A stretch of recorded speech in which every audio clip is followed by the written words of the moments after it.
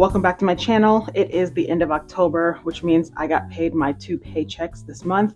So I'm going to show you everything that I spent, saved, and did with my money for the month of October. If you're into that, please stay tuned. If you're new here, my name is Bo. I'm 32 years old and I live in Seattle, Washington.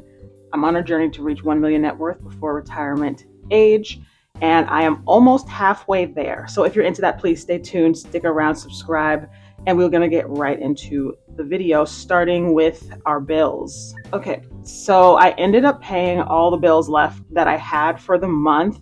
So Netflix came out yesterday. My blog bill came out last week. I paid both of my grocery bills and we were under budget for those. And then I put $10 towards my bus card. We're looking good with all the bills, and we can move over to some of our house cleaning, housekeeping items, and then into the budget. So for my savings goals, I didn't save anything in my emergency fund. So this is another big fat zero. And what's crazy is, as you guys remember, in the beginning of this year, I was like, we want to save another 10 grand and we want to save a whole bunch of money this year. And then I ended up stopping that in March. So it's just crazy how my plans changed so much, and it's literally illustrated right here. It looks crazy, but don't be fooled if you're new here. I am investing still and doing sinking funds and things like that. So that's why there's nothing in my emergency fund being added. It's just going towards things that can make me more money in a shorter amount of time. So moving on to our sinking funds, we already used our cabin trip sinking fund up in May, or July rather. We went to 2 cabin trips this year. And so now we're saving for our end of year vacation. And I was able to put $1,000 in my sinking fund for my end of year vacation in mid-October, which means now we are sitting at 3 grand. I put another 1,000 in towards the end of October. It was like 10/24, so a few days ago. So this month I was actually able to put 2 grand away, which means my sinking fund at the moment has $3,000 in it. Sinking funding is great because you don't have to actually think about the spending of your vacation after it's been completely filled. And that's fantastic. As you guys learned when we went to Vancouver not too long ago and it wasn't planned, that burned a hole in our pockets. So we're trying to really stay focused and have enough to where we don't have to pull out of checkings. We don't have to worry about paydays or savings while we are on vacation. So yeah, we're at 3,000. My goal is 4,000. So I'm hoping to finish that before we go on the trip. And then for my individual investments, I was able to invest $1,000 on the 10th of October, which put us at a total contribution amount of $19,566. I think the actual amount is sitting at around 22,000 because of, the interest earned, but we've only put in 19, and that was all from this year. So seeing this grow as much as it has been insane, and it only makes me wish that I had started earlier, but also wonder if I should add to my savings, like my emergency fund savings next year, or if I should just keep doing this. My husband and I have had a few conversations about what it's going to look like if he's going to keep saving and if I'm going to save or invest. I don't know yet, but I've been thinking a lot about it and I don't know what that's going to look like yet, but I will keep you guys updated. And lastly, no beans. I don't know if we're going to add any beans for the rest of the year because this is for emergency fund. Like I said, I don't know what that's going to look like in terms of holding cash, just because I'm at the age now where things are starting to expand. I'm going to need to start expanding things in order to take my life in the direction that I want it to be in. So just parking cash more than what I have, I don't know if that's feasible or even like a good idea. So like I said, I'll let you guys know what I decide because I change my mind so much on this channel and life. So I will let you guys know. But in the meantime, let's get into the numbers for the month of October. So for my 3 goals, I kind of made them. My first one was to invest $1,500.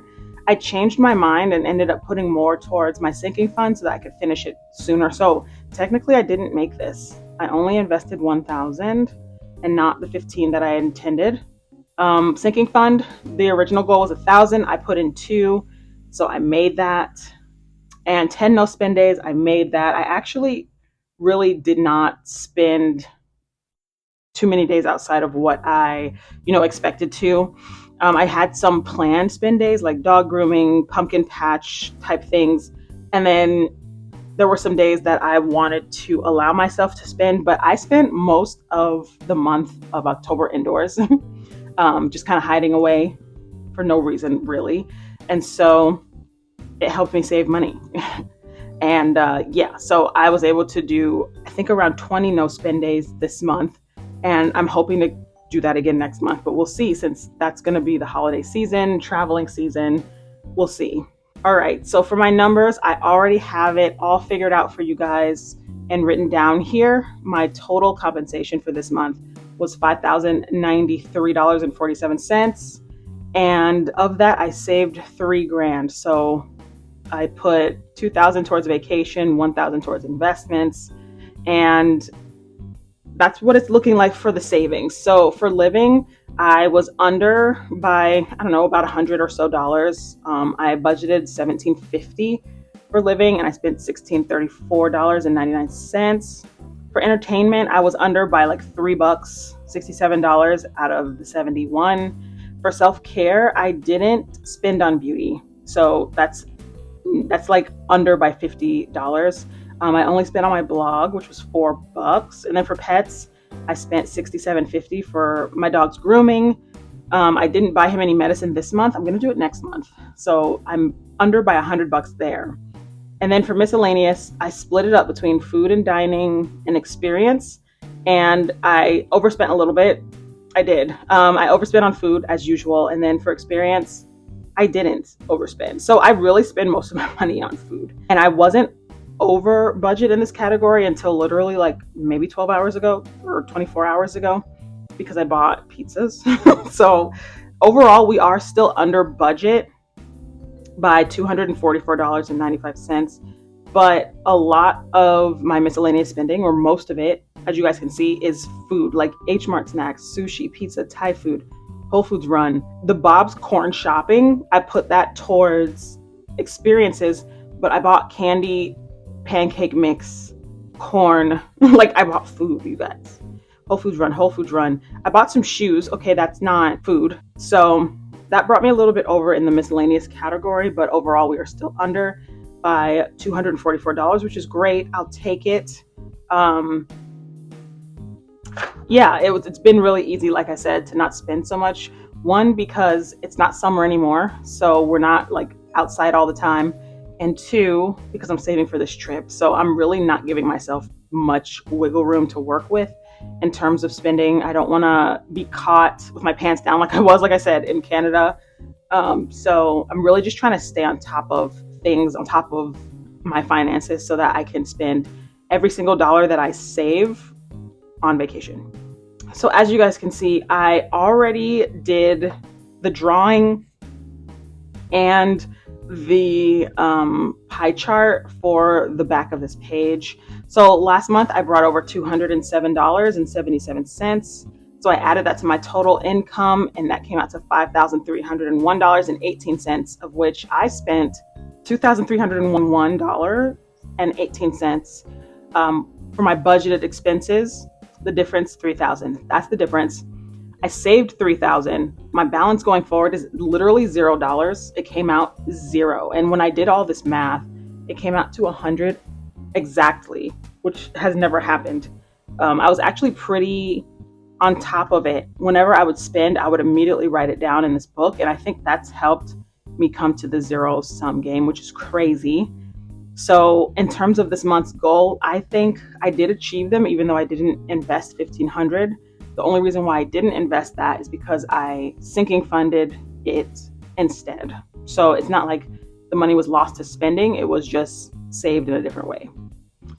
I didn't have any trouble this month with finances at all. Like I said, I didn't leave the house. And I think that's what I learned this month by tracking my expenses, is that not leaving the house actually is a hack. So if you don't have to leave, if you can do things inside to have fun in the cold weather, I would suggest that if you're trying to really save, if you're not like stir crazy or you don't get bored too easily, that's pretty good. I don't feel like I need to improve on anything per se this month. But I do look forward to be able to, invest the majority of my income again. And that won't come until December, maybe late November, after the trip is accounted for. So that is what we're looking at for this month. It's been a pretty like low key month. I've been, like I said, hiding. So it's been pretty calm, stable. It went by kind of fast. And I'm hoping the rest of the year is like this. We'll see. With everything going on, like a month that has no excitement is great. I'll take it. So that is what we're looking at for the month of October. Thank you guys so much for watching.